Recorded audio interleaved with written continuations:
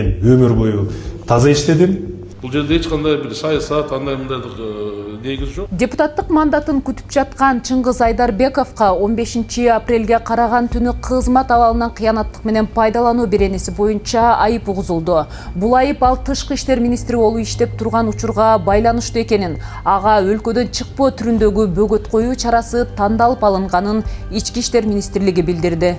Текшерүү учурунда белгилүү болгондой, АЧА Кыргыз Республикасынын тышкы иштер министри болуп иштеп турган мезгилде айрым кызмат адамдары менен алдын ала сүйлөшүп алып, бюджеттик каражаттарды пайдаланууга байланыштуу бир катар мыйзам бузууларга жол берген.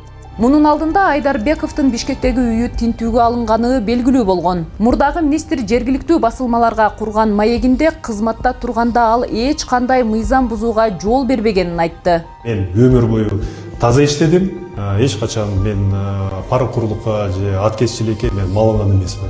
Ички иштер министрлиги 15 апрелде Айдарбековго байланыштуу кошумча маалыматтарды жарыялады. Анда Айдарбеков документтерди жасалмалоого барып, өзүн коммерциялык эмес турак-жай курулуш кооперативинин негиздөөчүсү катары мыйзамсыз каттатып алганы аныкталды деп айтылат.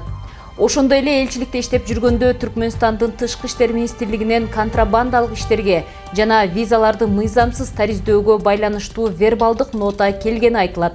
Бул нотадан кийин Чыңгыз Айдарбеков фамилиясын алмаштырып алганы, мурда аты жөнү Чыңгыз Эгембердиев болгону айтылат.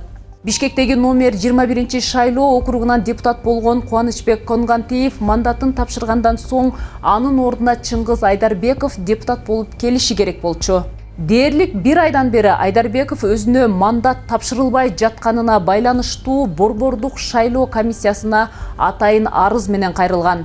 BBC Айдарбековго эмне үчүн мандат тапшырылбай жаткандыгы боюнча БШКга суроо узатты. Эгерде кайсы бир талапкерге карата кылмыш иши козголуп, ал кылмыш иши ушул реабилитацияланган эмес себептер менен кыскарган учурда, анда ошо жогорку кеңештин депутаттыкка мандат алууга тыюу салынган. Биз ошол маалыматтарды тактоо максатында Ички иштер министрлигине расмий түрдө кат жолдогонбуз. Ошонун жообун күтүп атабыз.